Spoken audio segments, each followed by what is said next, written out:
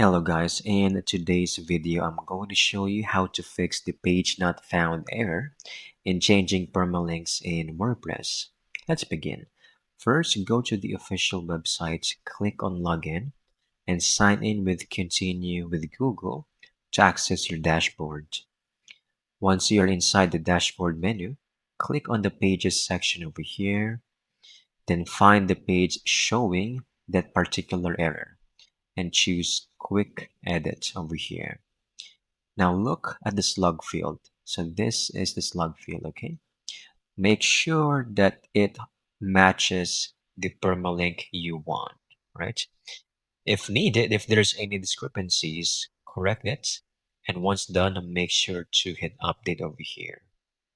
Then go back to your website, refresh the page, check that the error is resolved. Most likely it will, 99%. And that's it. You have successfully fixed the page not found error, keeping your website running smoothly. I hope you found this video very helpful.